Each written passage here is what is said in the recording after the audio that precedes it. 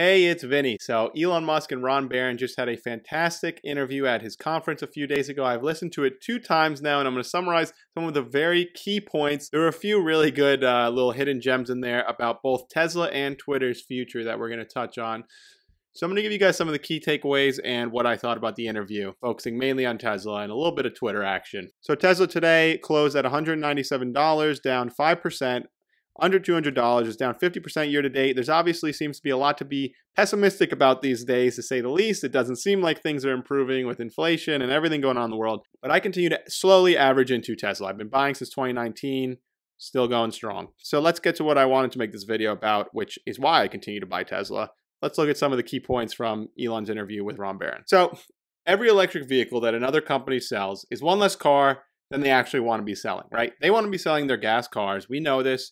Okay, because the gas cars, they're making more money on. They have all these plants and investments they've laid out over the last decade, 2 decades, obviously since their inception, but even in recent history, to making gas cars. They now have to forego all that to sell an EV that they do not make as much money on, neither upfront or over time, because think about how much less maintenance these EVs require. So they're making very little, if any, money on a lot of these EVs. They've been making a lot more money selling the gas cars at the time of the sale, and definitely over time when you factor in all that maintenance. Now, Elon reiterated that Tesla does have plans to make this cheaper car, possibly around the $20,000 cost area. It's definitely going to be cheaper than the Model 3 and the Model Y.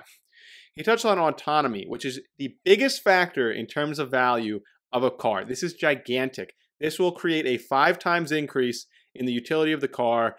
Right now, figure cars are driven maybe an hour and a half each day, so 12 hours a week. With full autonomy, you could be utilizing these cars 50, 60 hours a week. They could be driving around all day long, realistically. Tesla is the best manufacturing company out of all of the auto companies, without question. It may be the best manufacturing company in the world, just out of every company. That's something that they're going to really show us over the next 5-10 years. So Elon also touched on this first principles thinking idea, which is something he brings to all his companies because he's an engineer at heart. He's a problem solver. So the first thing you do, you make the requirements less dumb. You reduce constraints and unnecessary requirements. This makes the production process more efficient. It makes the product better, cheaper, profit margins go up. The time it takes to construct goes down. Number 2, you delete that part or the process that is causing you a headache. Parts that are not needed or not necessary. For example, he gave many examples, but Tesla's had to delete so many parts from the car that did nothing. They served no purpose, they were useless, and they were leading to bottlenecks. So this, again, leads to higher efficiencies all around. It leads to less supply chain bottlenecks, more efficiency in the materials you're using, in the manufacturing process, and thus, translates into more profits. So one example was that there was this fiberglass mat that used to be on top of the battery pack that was just kind of the standard, and it turns out was not actually necessary. So this was a product they were going through all this trouble for. This was a part they were going through all this trouble for that should not have existed, and it was actually a choke point in their production line because of supply constraints. They got rid of it. They deleted it. They took it out of the process. These are just the ways that they're constantly improving on this manufacturing process. You automate, you accelerate, you simplify, and if you can, you just delete it. If it's not vital, another thing it makes me think of, it's been touted as a weakness for Tesla that they don't have enough products, having only the 4 vehicles right now, the Model S, 3, X, and Y. That's a strength for them. If you're making 30 different vehicles, think about what we just said with first principles. Less products is better. It's more efficient. If you're selling every product you make, yes. If demand is not there, that's a different story. You need new products, or you got to change something.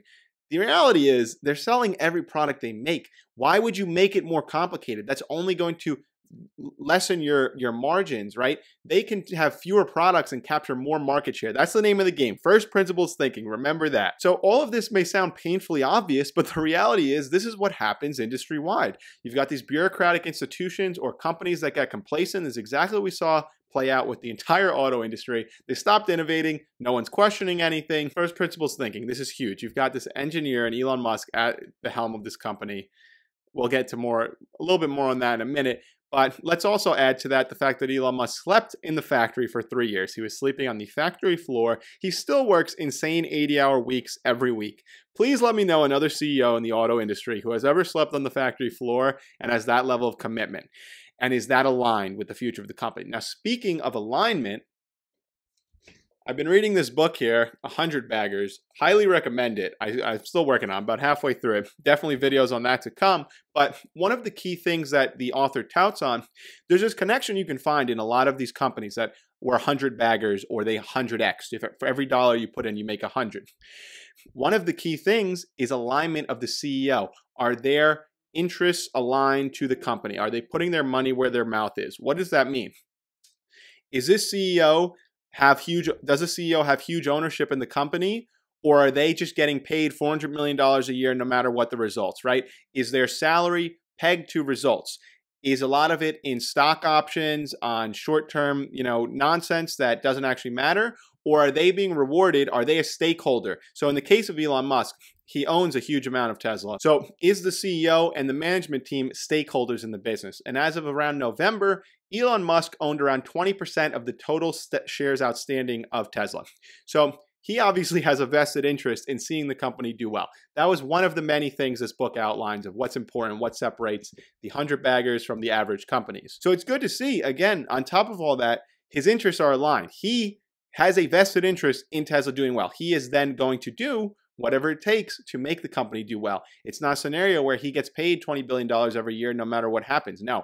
His money is on the line. He's got to put his money where his mouth is. Elon made some interesting points. He talks about how 80% of the time he's doing the engineering and design work for Tesla and SpaceX, as well as the production, which he considers part of engineering, which makes sense. When you think about it, the factory innovations they've made, it does all come down to engineering, right? An investment in Tesla is just as much an investment in their manufacturing process or in the Gigafactory as anything else. And I think that this is really overlooked. It's really an advantage for them. But anyway, just having the CEO who is an engineer at heart, that's his focus, because he's not worried about this quarterly nonsense. He's not worried about nonsensical short-term mindedness of appeasing Wall Street quarterly. He's making the best product, creating these efficiencies for the long haul, and constantly figuring out how to do it more efficiently.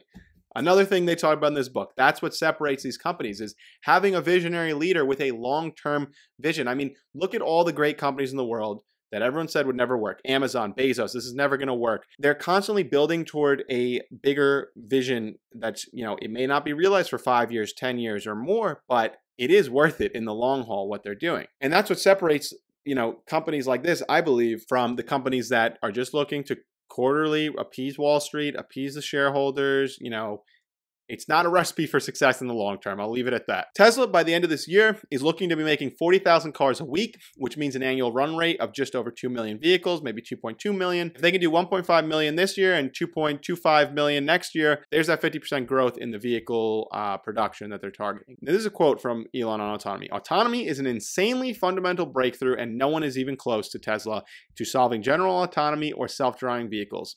As we said earlier, the car becomes 5 times more useful, but think about this now. The car becomes 5 times more useful, but the costs are the same to build. I mean, think about this.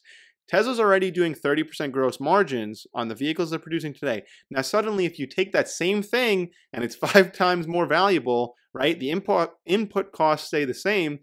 It's a bit mind-boggling. The products they are selling today, one day could potentially a switch flips and they have 5 times more utility value.